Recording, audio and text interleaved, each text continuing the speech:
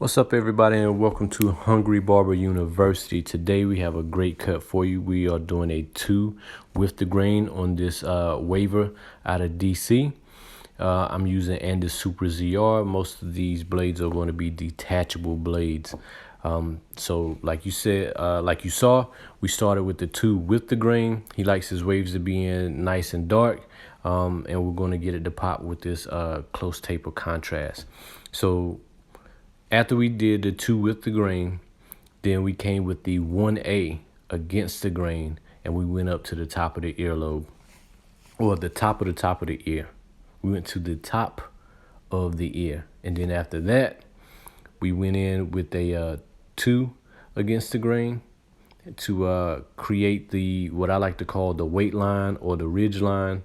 We put that in. Then we went with a detachable 1 to the crease of the ear, where the ear is attached to the head. Those are the landmarks that I like to use when I'm putting in this kind of taper. So after that, you can see right now we're doing clipper over comb work. We're coming in, we're debulking that weight line a little bit. I don't want to completely debulk it, but I'm going to bring it down enough to where it's aesthetically pleasing and doesn't look like a undercut. So that's a lot of what you see right now. Here's the 1, and we went to the crease of the ear. Like we said before, that's the landmark that I like to use. Now, this is a modified Oscar fast feed where I have it. I've set it where it opens up equivalent to the 1A. So this blends perfectly into the 1A detachable that I was using.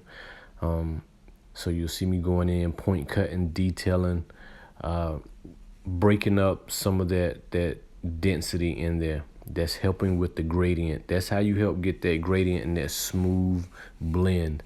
I don't like for you to be able to tell where the fade starts. I like for it to just look like a gradient and like the blend is crazy, almost like a paint job.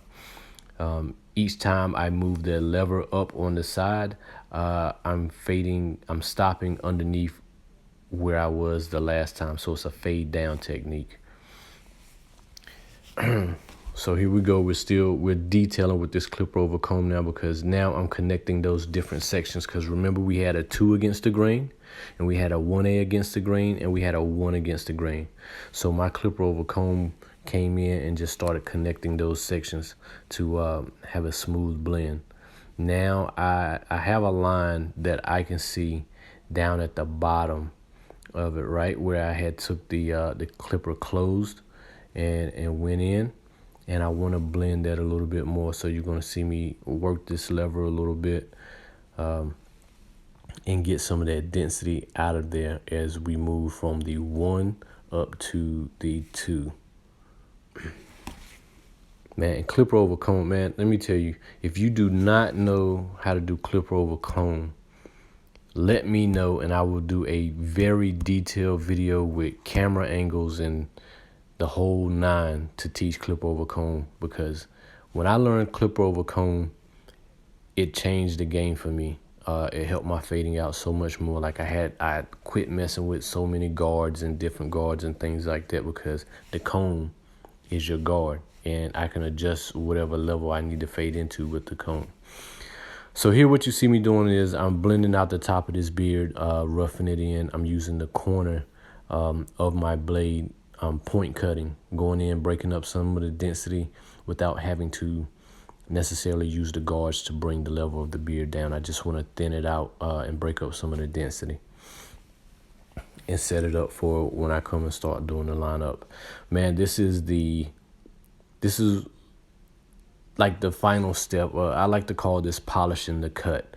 So you're knocking all these wire hairs off. You're making those waves pop. Everything's going to look good. The client isn't going to have the little hair sticking up. And believe it or not, man, their significant others, the homeboys or their friends, whoever, like, they notice the details of their cut. They might not be able to tell you exactly what it is, but they notice, like, yo, like, your joint is on point. And they're looking and looking and looking, and all those little details, man, that's what'll separate you from other barbers or other stylists in the industry, man. Those little things like that. So I always like to have my clients like say they can go straight from my chair straight to an executive boardroom meeting, and everything is on point. They don't have to go back home and do anything to their hair once they leave my chair. Like, they can walk out of my chair and go wherever they need to go. That's my objective. So that's why I try to detail and polish so much. And you also, man, I can't tell you how many clients I've picked up off of. Matter of fact, this client right here, like when I cut his hair, people always compliment him on his hair, ask him where he gets his haircut, and a lot of people, I've gained a lot of clients off of his cut.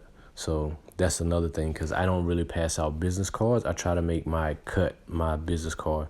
So people used to be like, oh, you take so long to cut. You take so long to cut. I was refining my system, and I was making my cut my business card, because I felt like word of mouth and people seeing the actual finished product is better than me handing out a business card and trying to convince you to come see me.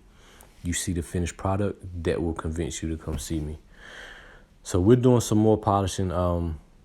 That clipper that you just saw me using was the cordless Andis Master, but it had the fade blade on it. I like that because I can really get down to like the nitty gritty fine detail. Here I'm using the Babyless Skeletons with the 2.0 graphite blade. I love this blade. I love this trimmer for the power. I have modified this blade though. This is not straight out the box. It's not modified with their tool. Like, I modified this blade the way that I modify them. I tried to do it with the tool.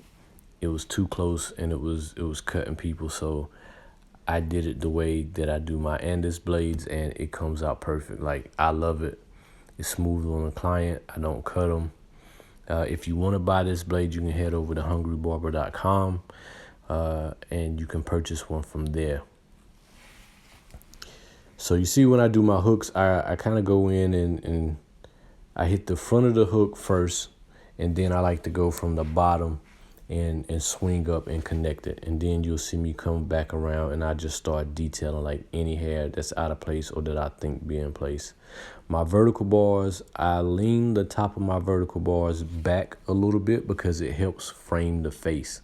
If I bring that vertical bar straight down, then it looks like a backslash on the computer, and it makes the client's forehead look super wide and funny. So you have to create that optical illusion to make it look like if someone's standing directly in front of the client, it'll look like their face is framed. And I got that from watching a lot of Philly barbers. I'm like, yo, they joint look like they cut us in a picture frame.